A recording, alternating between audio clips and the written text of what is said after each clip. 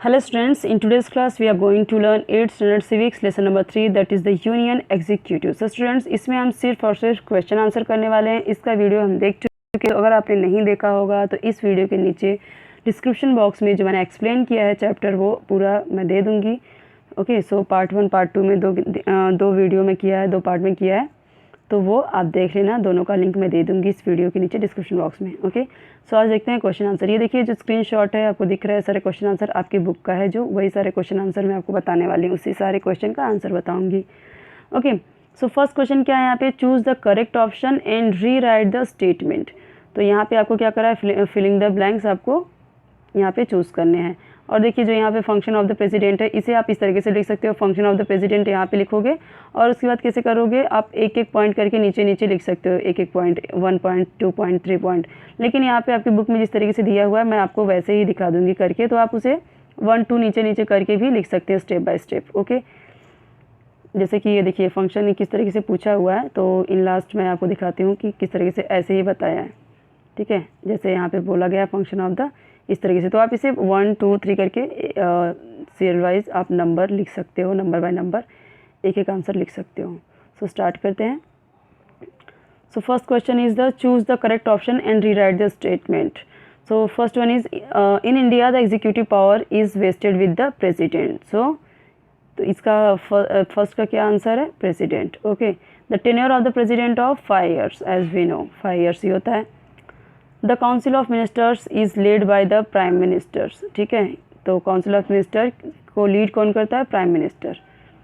Find and write, यहाँ पे क्या है, तो the president, the prime minister, the council of minister are called the Indians union executive. So the president, the prime minister, the council of minister, ये इन सभी को क्या मिलके क्या बोला जाता है, इन्हें यूनियन एग्जीक्यूटिव, मतलब जो सेंट्रल गवर्नमेंट होती है वो चलाते हैं, इसलिए उन्हें क्या बोला जाता है, यूनियन, इंडियाज़ यूनियन एग्जीक्यूटिव, क्योंकि यही इतने सारे लोग ही मिलके क्या चलाते हैं, सरकार चलाते हैं, इसलिए इन्हें क्या बोला गया है, India's union executive. During the parliament session the period around 12 known is known as 0 hour। तो मैंने आपको बताया था कि 12 बजे जो स्टार्ट होता है क्वेश्चनिंग आवर उसे बोलते हैं 0 hour। Okay, now next one is right on following concept in your own words. तो इम्पीचमेंट प्रोसीजर क्या है, तो इम्पीचमेंट प्रोसीजर अच्छे से एक्सप्लेन किया था मैंने, इसमें मैं आपको आंसर बताती हूँ क्या है। If any act of president violates the constitution then the parliament has the authority to remove the president. अगर कुछ इस तरीके से वायलेट करता है, कोई उल्लंघन करता है कॉन्स्टिट्यूशन का, संविधान का कुछ उल्लंघन करता है प्रेसिडेंट रूल्स रेगुलेशन के साथ, ठीक है, किसी आर्टिकल्स के साथ जो कि सही नहीं है, तो यहाँ पे जो पार्लियामेंट है वो उसके पास ये अथॉरिटी है, ये पावर है कि प्रेसिडेंट को हटा सकती है वोटिंग राइट के थ्रू। This process is known as process of impeachment. इसी को क्या बोला जाता है, इम्पीचमेंट। ठीक है, यहाँ पे क्वेश्चनिंग की जाएगी प्रेसिडेंट से। नो कॉन्फिडेंस मोशन, इसे अपने स्टेटमेंट में लिखना है, अपने आंसर देने हैं, इस पर कैसे करना है। First point is the no confidence motion, मतलब कि यहाँ पे विश्वास मत नहीं हो रहा है, विश्वास नहीं है सरकार पे, मेंबर्स को। The government stage in power till it enjoys the support of majority in Lok Sabha. तब तक यहाँ पे गवर्नमेंट बन सकती है, तब तक यहाँ पे लोग अपनी पावर को, गवर्नमेंट अपनी पावर को का इस्तेमाल कर सकती है, यूज़ कर सकती है, एंजॉय कर सकती है, जब तक कि उसे मेजॉरिटी है लोकसभा में। मेजॉरिटी हटी तो सरकार भी गिर जाएगी। सेकेंड क्या है, if the members of parliament withdraw the support it may lead to loss of majority and the government can not stay in power. तो अगर यहाँ पे मेंबर्स जो पार्लियामेंट के हैं वो अपना सपोर्ट खींच लेते हैं, विदड्रॉ कर लेते हैं, तो यहाँ पे मेजॉरिटी लॉस हो जाएगी, गिर जाएगी, और गवर्नमेंट पावर में नहीं रह सकती ज़्यादा टाइम तक। Third one is the members of the house can move a no confidence motion by simply expressing we do not have confidence in government. यहाँ पे मेंबर्स बोल देंगे कि हमें इस सरकार पे भरोसा ही नहीं है। ठीक है, यहाँ पे क्या लाएंगे, वो नो कॉन्फिडेंस मोशन लाएंगे, अविश्वास प्रस्ताव होता है जो कि वो बोलते हैं, और यहाँ पे क्या होता है, इससे क्या होता है कि गवर्नमेंट गिर जाती है, वो अपना सपोर्ट वापस ले लेते हैं। Third one is what is jumbo ministry. Jumbo ministry क्या होता है तो हम पढ़ चुके हैं, जो ब्लू कलर बॉक्स में था। Okay, so answer this refers to huge council of ministers, बहुत सारे इसमें मिनिस्टर्स होते हैं। So there was a trend to keep large council of ministers in our country.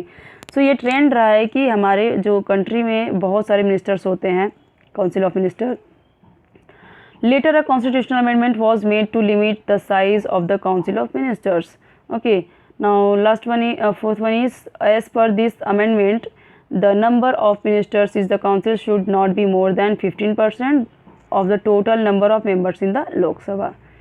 Okay, so ये क्या है, fourth one is enumerate the functions of the council of ministers. तो यहाँ पे क्या करना है, फंक्शंस क्या होते हैं काउंसिल ऑफ मिनिस्टर्स के वो बताना है, क्या कार्य करता है minister.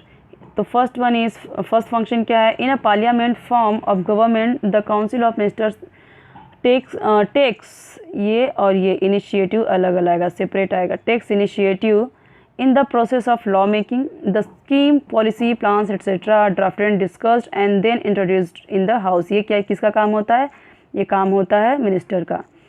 The council of ministers discusses important question before making a decision। तो यहाँ पे जो काउंसिल ऑफ मिनिस्टर होते हैं वो डिस्कस करते हैं इंपॉर्टेंट क्वेश्चन कहाँ पे, जब डिसीजन लिया जाता है, जब यहाँ पे पॉलिसी बनती है, लॉ बनता है तब। Next one is education, agriculture, industry, health, foreign relation are subjects upon which the Council of Ministers has to decide specific policies or direction of work. The Parliament needs to, अगर आपको लगता है कि बहुत बड़ा है और ये आंसर छोटे क्वेश्चन के लिए पूछता है तो आप क्या कर सकते हो, वैसे फंक्शन है तो आपको ज़्यादा मार्क्स के लिए रहेंगे तो आपको इतना तो पॉइंट्स लिखना ही पड़ेगा। Okay. The parliament needs to be taken into confidence about the policy decision taken by the government. Therefore, the ministers of respective departments lay their policy plans in the parliament to bring about a discussion on it and try to get it approved by the parliament. Third one is implementation of policy is the foremost responsibility of the council ministers। ये बहुत ही important responsibility होती है ministers की।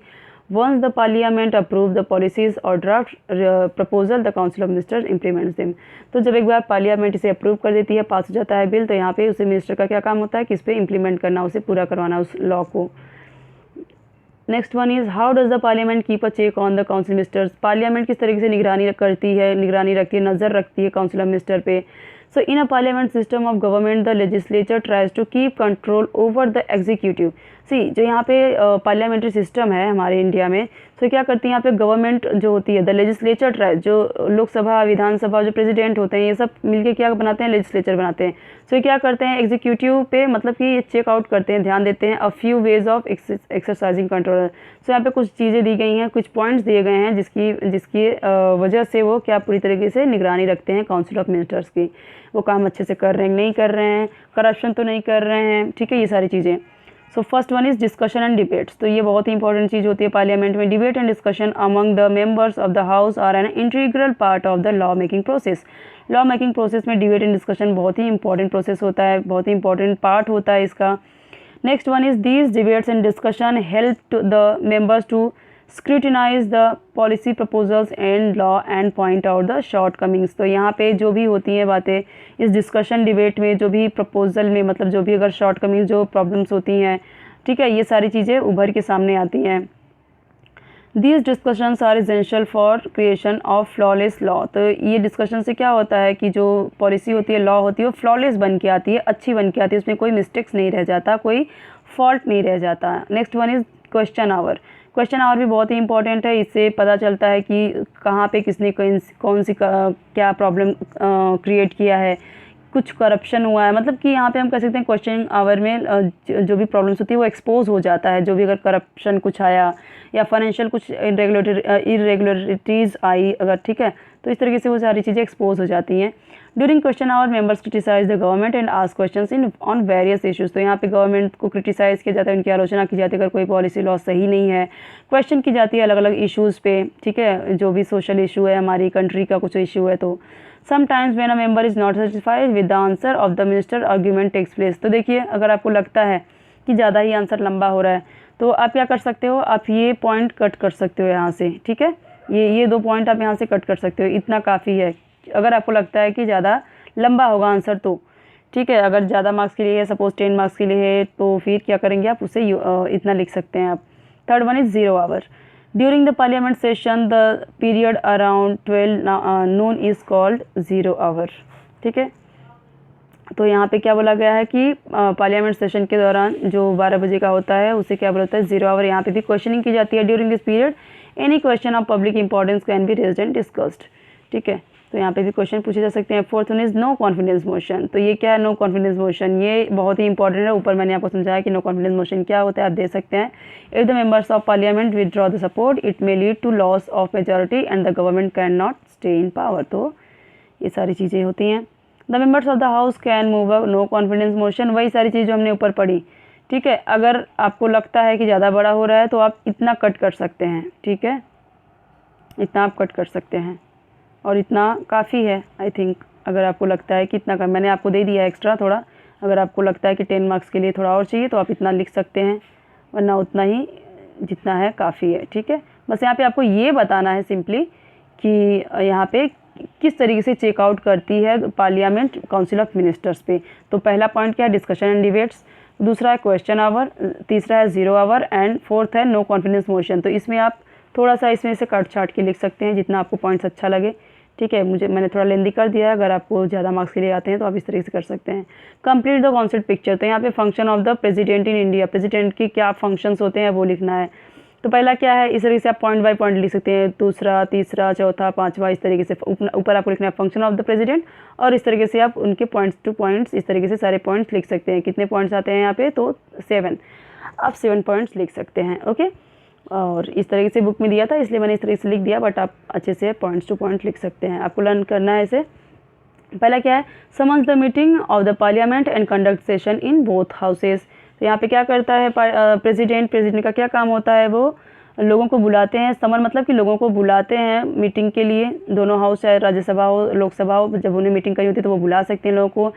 Second क्या है, signing the bills passed by the Lok Sabha and Rajya Sabha. तो यहाँ पे क्या है कि बिल को पास करना, जो भी लोकसभा एंड राज्यसभा से पास हुआ है उस पर साइन करना।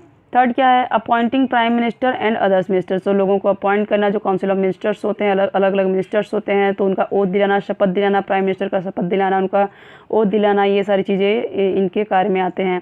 अपॉइंटिंग जजेस of supreme and high court governors. तो यहाँ पे गवर्नर जो जिले के अलग अलग स्टेट के गवर्नर्स होते हैं, जो हाई कोर्ट सुप्रीम कोर्ट के जज होते हैं, उन्हें भी कौन अपॉइंट करता है, तो प्रेसिडेंट ही अपॉइंट करते हैं। Next one is commander in chief in the of the armed force. तो यहाँ पे जो कमांडर्स होते हैं चीफ, ठीक है, तो यहाँ पे commander in chief of the armed force, तो आर्म फोर्स के जो चीफ होते हैं, कमांडर होते हैं, उनके भी यही करते हैं। ठीक है, मतलब यही अपॉइंट करते हैं। और ये क्या होते हैं, commander in chief of the arm force, ये कमांडर होते हैं। ठीक है, आर्म फोर्स के जो भी 3 फोर्स हैं हमारे, जो आर्मी है, जो लाइक एयर फोर्स हैं, नेवी हैं, उन तीनों के क्या होते हैं, कमांडर इन चीफ ही, जो यहाँ पे जो उन्हें बोलेंगे, गाइड करेंगे, वो वैसा उन्हें करना पड़ेगा। सपोज कहीं भी बोला जंग छेड़ने के लिए तो छेड़ेंगे, शांति करने के लिए बोलेंगे शांति समझौता करो, पीस कायम करो किसी कंट्री से, तो वो भी ये इनको फॉलो करना होता है आर्मी को, या फिर जो अलग अलग हमारे डिफेंस हमारी जो सेना होती है अलग अलग।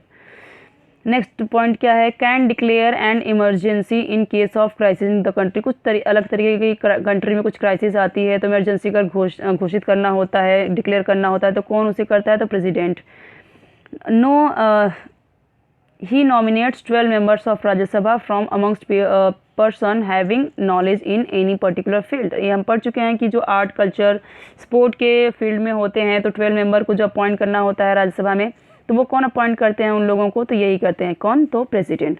तो यहाँ पे हमारा सारा जितने भी क्वेश्चन थे हमने कंप्लीट कर लिया है। तो आप देख सकते हैं यहाँ पे जितने भी आपके क्वेश्चन दिए गए हैं सारे के सारे आंसर मैंने आपको बता दिए हैं। कि कोई भी डाउट हो तो कमेंट सेक्शन में आप ज़रूर पूछ सकते हैं। ओके।